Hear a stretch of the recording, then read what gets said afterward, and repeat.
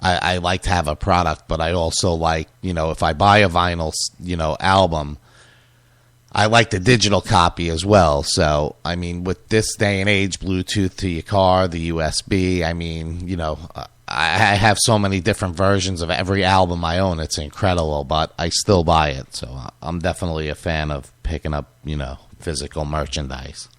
But it's good. You can't really put a record player in your car right now or anything. So I love those vinyls that I get that have have the digital download for it. It's nice. It's convenient. Yeah, because I buy a lot of the stuff off Amazon too, and if it's vinyl and there's no digital download with it, they actually give you a rip of it on MP3. So, but cool. I mean, I like that whole experience of opening the record, getting the shit in the mail. But there was nothing like back in the day. I mean, a lot of my staff that's on the show is a lot of we're all pretty much big into buying physical copies. So I definitely go in that route before buying MP3s off iTunes or anything like that. I'll definitely listen to the streams first, but yeah. Do you have a record deal? You guys signed to a label? No, we're independent right now, so we're probably going to go and send out like some press kits and stuff and try and work with that. But we've done everything just by ourselves. I try to deal with, for all of our merchandise and everything, local companies and artists, and just instead of working with like bigger things. Like it depends for money wise. Sometimes like it's just nicer to work with people that are close and to make sure the product is good. And until I find like something that actually can work well as far as like dealing with some sort of contract with somebody, then I'm just going to keep doing it independent and maintain everything here. But I mean, let's see how it goes. I mean, nowadays it's so much easier for an artist with the internet to be able to be an independent band or group, and you don't have to worry about as much stuff as far as like, well, I mean, I could, go on this for a while, but yeah. Right. No, I mean, well, in this day and age, I wasn't a big fan of crowdfunding at first and stuff like that. But if you're given a product, I mean, an early release, and you're trying to build the funds, I mean, that's a cool way for a band to directly get the money instead of having so many people's hands in the pot. It keeps it closer to the artist, and you get more freedom. I'm a guy, I'm very anti-corporate. Even when I was a musician coming up, I was very hesitant to deal with any major labels and stuff like that. It's just, I just see the evil in it. But, I mean, I like keeping it independent myself. But I wouldn't refuse a $1 million record deal either. So, I'd be very cautious. Yeah, I've turned down a few, but I'm waiting for like that $5 million one. Like the last one was 4.5, and it's kind of, I want to shoot for the stars, Yeah, I hear you. Yeah, it's just understanding contracts and stuff like that. I mean, a lot of these guys putting music out today aren't very educated on how the industry works, so it's always good to do research before you deal with any record label. I mean, that's what I did for starting out, is doing a lot of research and going to school for, not necessarily for music business, but going to some seminars, some different stuff, and taking a lot of music classes and getting myself immersed into everything and figuring out what everything was about before I, wasted a few $1,000s on things I didn't need to or anything. Right. Nope. I agree 100%. So, I mean, industrial music, a lot of people say it's very underground. I mean, I'm a big fan of it, so I find it to be, I love all the industrial and electronic elements of this type of music. So who are some of your influences? I hear a bunch of different influences in the music. I could be wrong. I would assume you're a fan of Bile. Yeah, definitely. Yeah, I definitely hear that influence there. But who are some of the other influences that made you want to play that type of music? I mean, yeah, it's funny you mentioned Bile. That's one of the main ones from back when I was a teenager, driving around or riding my bike around, listening to CDs and shit. But I mean, the typical culprits: Skinny Puppy and Ministry, Frontline Assembly, stuff like that. But at the same time, I was discovering them and listening to KMFDM. I was also listening to Pantera and Slayer and both of those. So I love the crossover for that, because I don't know, some metal I love, but I just feel like it needs that little extra kick to it. and then some industrial stuff. I just feel like it needs that little extra kick for guitar and the rawness for it. So, yeah, right. I mean, pretty much that whole realm, that everything you would assume for that is what I would say. I gotcha. So, is this strictly one project for you, or do you work in other bands? Yeah, actually, it's funny you mentioned Machines on Blast. I'm the bass player for Machines on Blast. Oh, really? I had no clue. That's awesome. I love that. I love Machines on Blast. Big fan.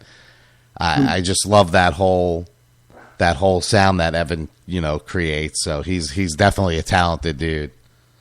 Yeah, it's nice. I ran into him about a year ago.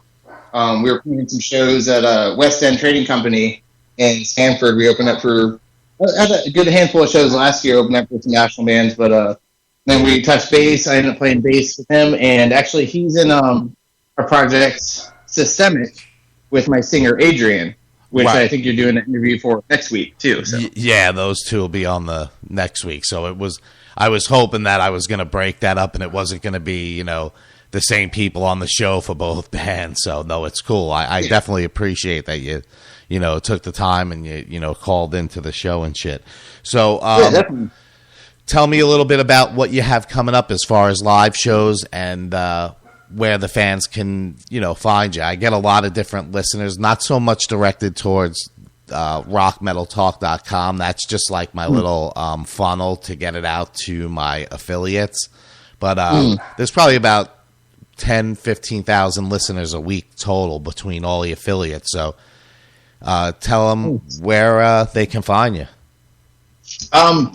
I mean, obviously the main sources, Facebook and everything, but we do have a Bandcamp, we have a Spotify, we are going live on Pandora soon, so you can create a SML8 station pretty soon for that. We are reworking the website, but basically everything we release, through our Bandcamp or Reverb Nation, stuff like that. So if you just type in SML8 in the Google browser, then it'll pull up the first page is all us. It's the easiest way to say for it, and working on that until we get the website up, which should be in about a month or so, and then we can deal with more of a central mainframe there. But obviously, like the main source is Facebook and everything else too. Cool. And you guys are looking towards the end of the year for a new release? Yeah, we have a lot of the stuff recorded for it. Actually, the two of the songs you have now are off of it for Digital Demise and Vulture, but just finishing up and trying to go through and basically. I know there's so many songs. It's been a while since we've released an album, so we have so many songs written. So we're trying to basically find the best ones and weed out. Like how it goes. You write 20 songs and you find 5 that are good, or ones that you with the perfectionist mindset that you'll feel will you want to release 2 people and the rest just kind of sit in the chamber away. Right. No, but that should be. We're looking for that at the end of the year or the beginning of next year. And as far as everything else for shows and stuff, obviously we're working on getting a drummer, but we're changing up our live setup too, which is something we kind of like to do every now and then as far as like building props and building adding different instruments and stuff if we can, if, finances permit it. But for right now, I'm working on a fully automated light setup for the next couple shows and doing everything instead of just like a couple strobe lights and something, which is what we usually have, is like a fully automated like pillars and LEDs and some hazers and stuff like that too, and to kind of give it the extra little zazz and element for live shows. Cool. Do you have these shows booked now, or it's something that you're planning? We are planning for more of the focus right now is kind of on writing and getting everything knocked out. We do have one show planned at Club 578 in Orlando, which used to be Club Firestone. It's kind of a Halloween event right before Halloween, October 26th. But other than that, we don't have anything else booked now. But we're planning more for the next few months and just basically trying to, finish up the new merchandise designs, get the album done, finished, mixed, mastered, all that. So, all the fun stuff that comes with it. Yeah, no doubt. And you got plenty of time to do some promotion. So, yeah, anytime you want to come on, especially when the new CD's coming out or you got some live shows you want to promote, anytime you want to come on, feel free to just, send me a message and we'll get you on and we'll get that promoted. But I want to let you go. I want to try to keep it around 20 minutes. So I appreciate you calling in, and anybody that's interested, you can either hit me up and I'll direct you. I have one more quick question though. The way you came up with the name, is it actually Assimilate, and you just abbreviate it like that to create that effect of the name, or? Yeah, it's actually, one of my buddies asked me earlier today how I came up with the name, but it wasn't really like a crazy process with it. We were just coming up with stuff, and I love the term like to assimilate something, to basically to conform to it, instead of just having it be assimilate. Like, I'm kind of a weird person for like play on words and different ways to create things, so it was just SML8, like to assimilate something. And I've had so many people pronounce it differently over the years, which is funny. I think I've been called Smile Aid. Right. And simulating and all sorts of stuff. So it's always funny to see how people pronounce it. Usually I'm not too quick on that, but yours, that didn't throw me off at all. So I just assumed, but a lot of times those types of names would throw you off, but I get it. It's definitely cool how you did that. It was definitely a great idea as far as I'm concerned. So, and I really dig the logo as well. But yeah, man, awesome. Anytime you want to call in, feel free to just shoot me a message, man. You're welcome on the show anytime.